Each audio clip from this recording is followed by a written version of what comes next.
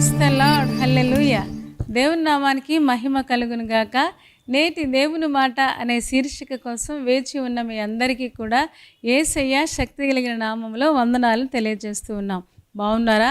దేవుని మహాకృప వలన మనందరం కూడా క్షేమంగా ఉండి ప్రతిరోజు ఇలాగన వాక్యం వినడానికి దేవుడు సహాయం చేస్తూ ఉన్నారు.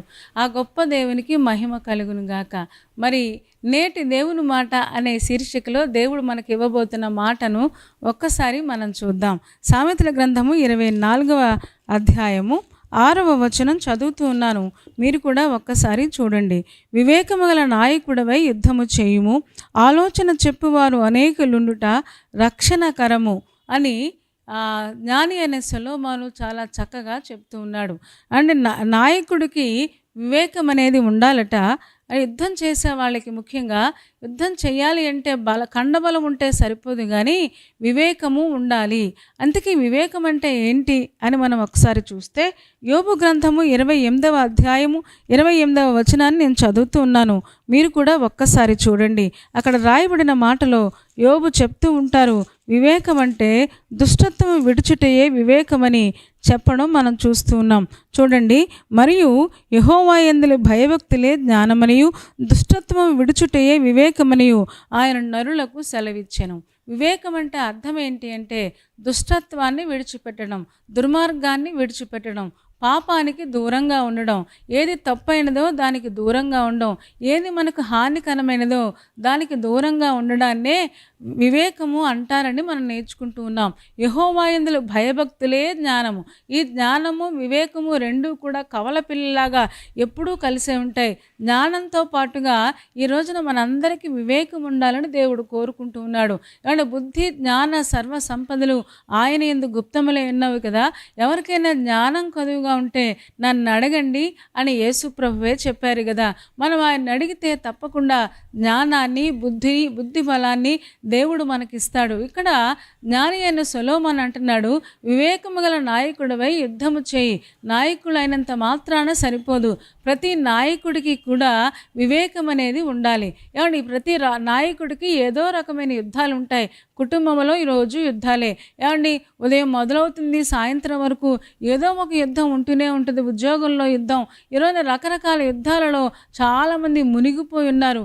ఈ యుద్ధాలలో మనకి విజయం కావాలి అంటే, ఏ పాపము అంటకుండా జయకేతనం మనం ఎగురవేయాలి అంటే తప్పకుండా మనందరికీ వివేకం ఉండాలని దేవుడు కోరుకుంటూ ఉన్నాడు. యుద్ధం చేస్తే సరిపోదు, కానీ యుద్ధం చేస్తున్న మనము వివేకంతో యుద్ధం చేయాలి. ఏ సమయంలో మాట్లాడాలి, ఏ సమయంలో మాట్లాడకూడదు, ఏ సమయంలో బలప్రయోగం చేయాలి, ఇవన్నీ కూడా దేవుడు మనకి జ్ఞానం ఇస్తేనే అలాగ మనం చేయగలం అన్నమాట. కాబట్టి ప్రతిరోజు ఉదయం లేవగానే ప్రభువుని అడిగితే తప్పకుండా ఆ జ్ఞానాన్ని, ఆ శక్తిని, ఆ ప్రభావాన్ని దేవుడు మనకిస్తాడు. అంత మాత్రమే కాదు, ఆలోచనకర్తలు అనేకులుంట రక్షణకరము అని చెప్పడం మనం చూస్తూ ఉన్నాం.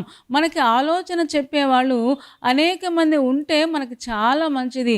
కానీ నేటి దినాలలో చాలామందికి ఇతరుల ఆలోచన చెప్తూ ఉంటే అది వినడానికి కూడా ఇష్టం ఉండట్లేదు. అందుకనే చాలామంది ముఖ్యంగా యవనస్తులైన వారు తప్పటడుగులు వేస్తూ ఉన్నారు. ఏమంటే మనకంటే పెద్దవారు, తల్లిదండ్రులు లేకపోతే పెద్దలైన వారు మనకు ఏదైనా ఒక మంచి ఆలోచన చెబుతూ ఉంటే తప్పకుండా ఆ ఆలోచనను మనం స్వీకరించగలగాలి. మేము తీసుకోలేకపోతున్నాం అని అనద్దు, కానీ తీసుకుంటేనే మన జీవితాలు బాగుంటాయి, తీసుకుంటేనే మన భవిష్యత్తు బాగుంటుంది. ఇక్కడ ఒక రాజుగారు ఉన్నారు చూడండి. 1వ రాజుల గ్రంథము 12వ అధ్యాయము 4వ వచనం నేను చదువుతున్నాను. తర్వాత 14వ వచనం చదువుతాను. ఆ 12వ అధ్యాయంలో రెహబాము, సొలొమోను కొడుకైన రెహబాము అనే రాజు ఉన్నాడు. సొలొమోను తర్వాత రాజు అయ్యాడు. 4వ వచనం చదువుతూ ఉన్నాను. చాలామంది పెద్దవాళ్ళందరూ వచ్చారట. వచ్చి రెహబాముతో మనవి చేసుకుంటూ ఉన్నారు, నీ తండ్రి బరువైన కాడిని మా మీద ఉంచెను, నీ తండ్రి నియమించిన కఠినమైన దాస్యమును మా మీద అతడు ఉంచిన బరువైన కాడిని నీవు చులకన చేసిన ఎడల మేము నీకు సేవ చేయుదుము అని అడిగారంట. పెద్దలందరూ, ఇశ్రాయేలు పెద్దలందరూ వచ్చి, సొలొమోను చాలా భారాలు పెట్టేశాడు మా మీద, మీ డాడీ ఇలా చేశాడయ్యా, మరి అన్ని భారాలు పెట్టకుండా నువ్వు మాకు కొంచెం తగ్గిస్తే మేమందరం కలిసి నీ సేవ చేస్తాం, నువ్వు ఎలా చెప్తే నీ మాట వింటామంటే 3 రోజులు పోయాక రమ్మని చెప్పాడంట. ఆ 3 రోజుల తర్వాత ఆ పెద్దోళ్ళు చెప్పారంట కొంత ఆలోచన. పెద్దోళ్ళు చెప్పిన ఆలోచన అతను తృణీకరించి, తనతో పాటు యవనస్తులు ఉన్నారంట, తన ఏజ్ గ్రూప్ వాళ్ళు ఉంటే ఆ ఏజ్ గ్రూప్ వాళ్ళు చెప్పిన ఆలోచన అతను తీసుకున్నట్టుగా మనం చూస్తాం. ఒకసారి చూస్తారా?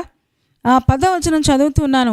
అప్పుడు అతనితో కూడా ఎదిగిన ఆ యవనస్తులు ఈ ఆలోచన చెప్పిరి, నీ తండ్రి మా కాడిని బరువైనదిగా చేసెను గాని నీవు దానిని చులకనగా చేయవలనని నీతో చెప్పుకున్న ఈ జనులకు ఈలాగు ఆజ్ఞయము, నా తండ్రి నడుము కంటే నా చిటికెన వేలు పెద్దదిగా ఉండును, నా తండ్రి మీ మీద బరువైన కాడిని పెట్టెను సరే, నేను ఆ కాడిని ఇంకా బరువుగా చేస్తాను, నా తండ్రి చబుకులతో మిమ్మల్ని శిక్షించను కానీ నేను కొరడాలతో మిమ్మల్ని శిక్షిస్తాను అని చెప్పమని యవనస్తులు అన్నారంట. పెద్దవాళ్ళు అన్నారంట. వాళ్ళు కూడా చూడండి, మనం చదువుతూ ఉన్నాం 7వ వచనం చూస్తున్నాం.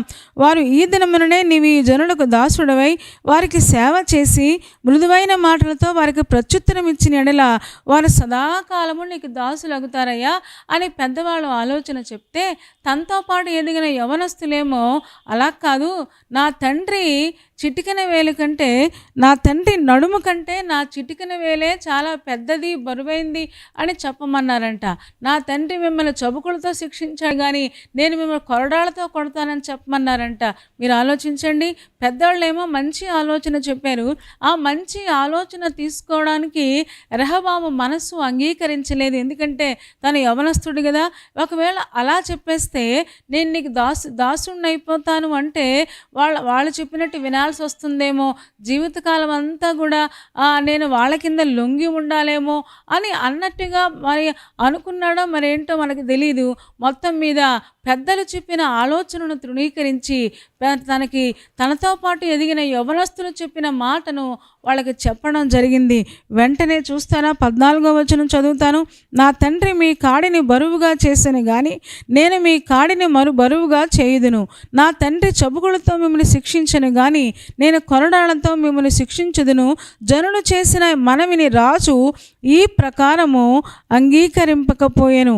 15వ వచనం. జనులు చేసి షిలోనీయుడైన అహీయా ద్వారా నెబాతు కుమారుడైన యెరోబాముతో తాను పలికించిన మాట నెరవేర్చవలనని యెహోవా ఈలాగున జరిగించెను అని మనం చదువుతూ ఉన్నాం. ఏమండి, రాజ్యాన్ని దేవుడు 12 గోత్రాలను తన చేతికి అప్పగిస్తే ఇప్పుడు కేవలం 2 గోత్రాలకు మాత్రమే రాజుగా మిగిలిపోయాడు రెహబాము. తండ్రి లేకపోతే తాతగారైన దావీదు సంపాదించిన రాజ్యాన్ని చేజేతిలో పోగొట్టుకున్నాడు. తన యొక్క ఆలోచన సరిగ్గా లేకపోవడం వల్ల, చాలాసార్లు పెద్దల ఆలోచన తీసుకోకపోవడం వల్ల, తనతో పాటు ఉన్న యవనస్తుల ఆలోచన తీసుకోవడం వల్ల, అంటే యవనస్తులు మంచి ఆలోచన చెప్పరా అంటే వాళ్ళలో కూడా మంచివాళ్ళు లేకపోలేదు. మంచి ఆలోచన చెప్పేవారు కూడా ఉంటారు, కానీ అనుభవం ద్వారా లేకపోతే ఎక్స్పీరియన్స్ ద్వారా చాలాసార్లు వృద్ధులకు దగ్గర జ్ఞానం ఎక్కువ ఉంది అని కీర్తనల గ్రంథంలో మనం చదువుతాం. పెద్దవాళ్ళు, అనుభవశాలురు, ఏమండి తల పండిన వాళ్ళు, వాళ్ళ అన్నీ దాటుకొని వస్తారు గనుక వాళ్ళ చెప్పిన ఆలోచనలు గనుక మనం మన్నించగలిగితే, చెప్పిన ఆలోచన ప్రకారంగా మనం చేయగలిగితే తప్పకుండా మన జీవితంలో విజయాన్ని మనం చూస్తాం. మన జీవితంలో చూడండి, రాజు ఆ రాజ్యం అంతా పోగొట్టుకున్నాడు, కేవలం 2 గోత్రాలకు మాత్రమే రాజు అయినట్టుగా మనం చూస్తూ ఉన్నాం. చేతులా తను పోగొట్టుకున్నట్టుగా మనం చూస్తూ ఉన్నాం. తన మిడిమిడి జ్ఞానంతో ఆలోచన చెప్పిన పెద్దల యొక్క ఆలోచన మానివేసి తనతో పాటు ఎదిగిన యవనస్తుల ఆలోచన తీసుకొని కేవలం ఆ చిన్న ఆలోచన ద్వారా రాజ్యాన్ని పోగొట్టుకున్నట్లుగా 12 గోత్రాలలో 10 గోత్రాలను చేజేతుల జార విడుచుకున్నట్లుగా మనం చూస్తూ ఉన్నాం. ఈరోజున అదే చెప్తున్నాడు, వివేకమైన నాయకుడివై యుద్ధము చేయుము. ఆ ఆలోచనకర్తలు అనేకులుండుట రక్షణకరం. ఆలోచన చెప్పేవాళ్ళు అనేక మంది ఉండడం మనకు రక్షణకరం. మన చుట్టూ ఒక వలయంలాగా ఆలోచనలన్నీ ఉంటాయి. కాబట్టి పెద్దవాళ్ళ ఆలోచన తీసుకుందాం. ముఖ్యంగా మనందరికంటే పెద్దవాడు, ఆయన ఆలోచన తీసుకుంటే, ఆయన ఆలోచనకర్త కదా. ఆలోచనకర్త అయిన యేసయ్య ఆలోచన ఆలోచన మనం తీసుకుంటే ఆయన మంచి ఆలోచన ద్వారా చక్కగా మనల్ని నడిపిస్తాడు. రెహబాము అలా చేస్తే ఎంత బాగుండేదో కదా.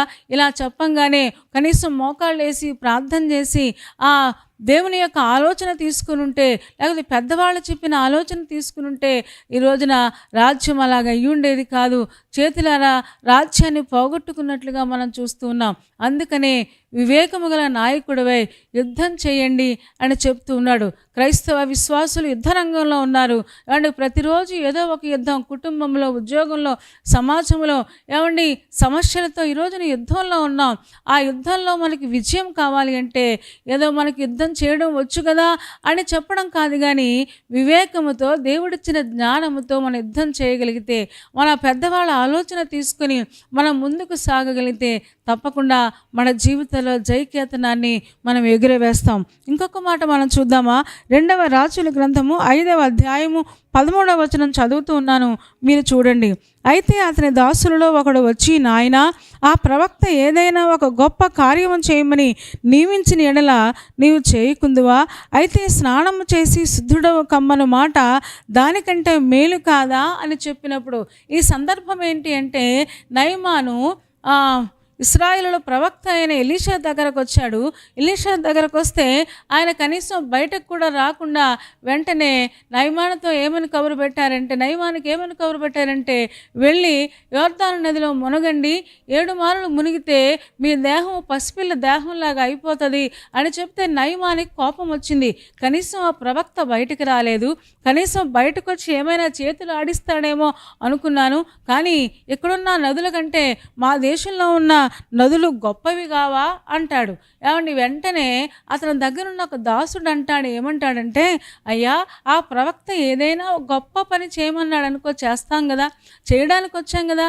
ముఖ్యంగా నీది కుష్ఠరోగం పోవడం ముఖ్యం, కానీ ఎక్కడ ములగమంటే అక్కడ మనం ములిగితే మంచిది కదా అని వెంటనే ఆ నయమాను యొక్క దాసుడు అతనికి సముదాయించినట్లుగా చక్కగా ఒక మంచి ఆలోచన చెప్పాడు. ఏమనంటే, అయ్యా, అతను ఏదైనా గొప్ప పని చేయమంటే నువ్వు చేస్తావు కదా, అతను చెప్పింది చిన్న పనే కదా, వెళ్ళి యోర్దాను నదిలో మునగమని చెప్పాడు. 7 సార్లు మునగమన్నాడు. మునిగితే తప్పే ఉంది, ఒక పెద్ద పనైనా చేయడానికే వచ్చాం కదా ఇంత దూరం అని అనగానే నయమాను వెంటనే ఆలోచించాడు. ఆహా, ఈ ఆలోచన ఏదో బాగుంది, పనుడు చెప్పాడు, దాసుడు చెప్పాడు అని తృణీకరించకుండా ఒక్కొక్కసారి పనివాళ్ళ ద్వారా కూడా దేవుడు మాట్లాడతాడు. ఒక్కొక్కసారి దాసుల ద్వారా కూడా, మనకంటే చిన్న పిల్లల ద్వారా కూడా ఒక్కొక్కసారి దేవుడు మాట్లాడతాడు. చదువుకోలేని వాళ్ళ ద్వారా కూడా ఒక్కొక్కసారి దేవుడు మాట్లాడతాడు. మాట్లాడినప్పుడు ఆ ఆలోచన తీసుకోవడం మనకు చాలా మంచిది. ఏమండి, ఆ రోజున ఆ దాసుడు చెప్పిన మాట వినలేదనుకోండి, నయమాను కుష్ఠరోగము ఇక ఎప్పటికీ అలాగే ఉండేది, కుష్ఠరోగిగానే చనిపోయేవాడు. కానీ దాసుడు చెప్పిన మాట విన్నాడు. ఆహా, నాకంటే బాగా ఆలోచిస్తున్నాడు, వెళ్ళి ములుగుదాం అనుకున్నాడు, మునిగాడు, వెంటనే స్వస్థత పొందినట్లుగా మనం చూస్తూ ఉన్నాం. ఈరోజున విశ్వాసులంగా దేవుడు మనకు అదే నేర్పిస్తున్నాడు. వివేకమైన నాయకుడివై యుద్ధము చేయుము, ఆలోచనకర్తలు అనేకులుండుట రక్షణకరము. కాబట్టి దేవుడు మనకి ఎవరిని ఆలోచనకర్తలుగా పెడితే, మన తల్లిదండ్రులైతే, లేదా మన ఇంట్లో పెద్దవాళ్ళైతే, లేదా పెద్దన్నైతే, ఈరోజున ఆ ప్రతి ఆలోచనను కూడా ఒక్కసారి మనం ఆలోచించి నిర్ణయం తీసుకోగలిగితే తప్పకుండా మన జీవితంలో కూడా జయాన్ని పొందుకోగలం. నయమాను చూడండి, దాసుడు చెప్పాడు కదా అని తృణీకరించలేదు, కానీ దాసుడు చెప్పిన ఆలోచనను కూడా తీసుకున్నాడు. అందుకనే అనారోగ్యంతో యుద్ధం చేస్తున్నాడు కదా, ఆ యుద్ధంలో ఆ నయమాను జయం పొందినట్లుగా మనం చూస్తున్నాం. ఈరోజున మన యుద్ధాల్లో మనకి విజయం కావాలి అంటే, మన యొక్క సమస్యల నుంచి మనకు విడుదల కావాలి అంటే తప్పకుండా మనకు వివేకం కావాలి, జ్ఞానం కావాలి. అనేక మంది ఆలోచనలకర్తలు ఉండుట మనకెంతో రక్షణకరం. కాబట్టి ప్రతి ఆలోచనను చక్కగా తీసుకుందాం. తీసుకునే మంచి మనసు దేవుడు మనందరికీ దయచేయునుగాక. అలాగే తలలు వంచండి, కళ్ళు మూసుకోండి, చిన్న మాట ప్రార్థన చేద్దాం. పరిశుద్ధుడ, ప్రేమ కలిగిన మా తండ్రి, నీ పాదాలకు వందనాలు, స్తోత్రాలు చెల్లిస్తూ ఉన్నాం. నువ్వెంత మంచి దేవుడవు నాయన. ఈరోజు నాయన ఎన్నో యుద్ధాల మధ్యలో మేము సతమతం అయిపోతూ ఉన్నాం. చుట్టూ యుద్ధాలే నాయన. మాకందరికి వివేకం దయచేయండి నాయన. వివేకమైన నాయకుల వలె యుద్ధం చేయడానికి నీ జ్ఞానాత్మతో మమ్మల్ని నింపండి, ప్రార్థనాత్మతో నింపండి. ముఖ్యంగా ముఖ్యంగా నీ మాట వినడం, ఆలోచనకర్త అయిన నీ దగ్గర నుంచి ప్రతి ఆలోచనను స్వీకరించడం మాకు నేర్పించమని ప్రార్థిస్తూ ఉన్నాం. దాని అనేక మంది ఆలోచనకర్తలు ఉండుట రక్షణకరము అని చెప్పారు కదా. పెద్దలు చెప్పే ఆలోచన, తల్లిదండ్రులు చెప్పే ఆలోచన, అనుభవజ్ఞులు చెప్పే మంచి మాటలు స్వీకరించడం, రెహబాము వలె తిరస్కరించకుండా స్వీకరించడం మాకు నేర్పించము. తద్వారా మేము జయం పొందడానికి మీరే కృప చూపించము. వచ్చిన ఒక్కొక్క విశ్వాసిని దీవించము. పెళ్లి రోజు, పుట్టినరోజు జరుపుకుంటున్న వారిని జ్ఞాపకం చేసుకోండి. నిండారులుగా మీరు దీవించము. అంత మాత్రమే కాదు, బలహీనంగా ఉన్న వారిని మీరు ముట్టి స్వస్థపరచండి. ఎగ్జామ్స్ రాస్తున్న వారిని, ఇంటర్వ్యూలకు వెళుతున్న వారిని జ్ఞాపకం చేసుకొని సఫలత మీరు దయచేయము. రేపటి దినం కోసం సిద్ధపరచండి. యేసయ్య శక్తి కలిగిన నామములో స్తుతించి ప్రార్థించి వేడుకొంచున్నాము తండ్రి. ఆమెన్ చెప్పారు కదా. అందరూ చాలా సంతోషం, చాలా ఓపికగా శ్రద్ధగా దేవుని యొక్క వాక్యాన్ని మీరు వింటూ ఉన్నారు. మిమ్మల్ని బట్టి మేము కూడా సంతోషిస్తూ ఉన్నాం. మరి కార్యక్రమం మీకు నచ్చితే లైక్ చేయండి, షేర్ చేయండి, కామెంట్ కూడా పెట్టండి. ఇంకా ఈ ఛానల్ని సబ్స్క్రైబ్ చేసుకోకపోతే డాక్టర్ స్పర్జన్ యూట్యూబ్ ఛానల్ని సబ్స్క్రైబ్ చేసుకోండి. తద్వారా నోటిఫికేషన్స్ అన్నీ మీకు వస్తాయి. మా కార్యక్రమాలన్నీ మీరు చూడొచ్చు. సరేనా అండి? దేవుని చిత్తమిత్త మరలా రేపు ఉదయం మళ్ళీ కలుసుకుందాం. అప్పటి వరకు దేవుని మహాకృప మనందరికీ తోడే ఉండను గాక. ఆమేన్, ఆమేన్.